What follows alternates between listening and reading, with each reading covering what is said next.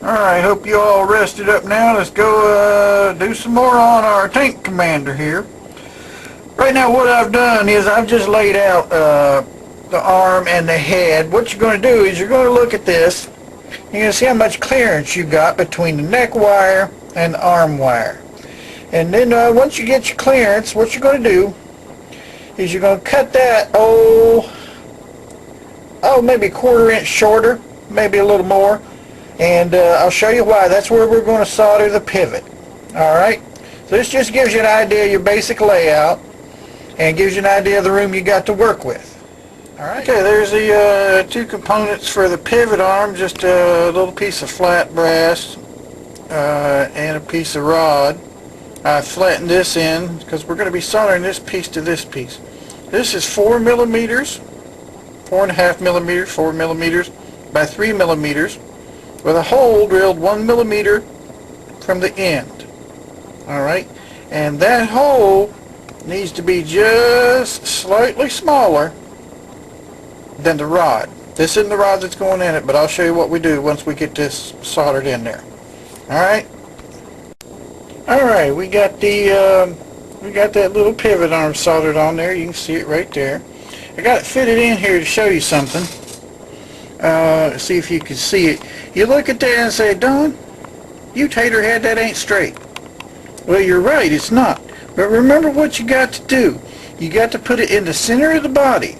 If I were to put this straight, hang on, let me show you here. Hang on just a second.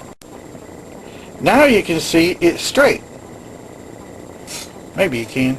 Yeah, now you can see that straight. But that's what's going to give you your pivot action. Now you got to make a decision right now. As this is right now, what that lifting arm is going to have to do is it's going to have to push upwards to lift. Alright? Now if you had it the opposite way, your cam would have to pull down. Either or, it's going to work. But you may have another function you want to put in there with another arm or something, so just be aware of that. If it's facing forward, okay, it's going to have to push up. I better give you a little better look at the pivot arm here. What you want to do is once you get it soldered, and I just use regular electronic solder, nothing fancy, is you want to be sure you clean up your solder joint, okay? Because if there's anything to bind, it will find it. You want to get rid of that, okay? So there's your little pivot arm. Much to it, is there? Alright, this here is going to be the lifting arm, and what I've done is I have filed this to a point to about half its length.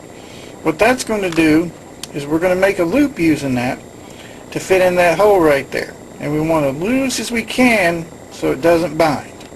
I'll show you how we're going to bend it.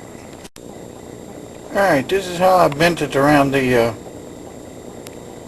pivot arm right there. You can see it's still got a lot of room, but I want to be sure you close that loop at the bottom because it'll sneak out on you, trust me.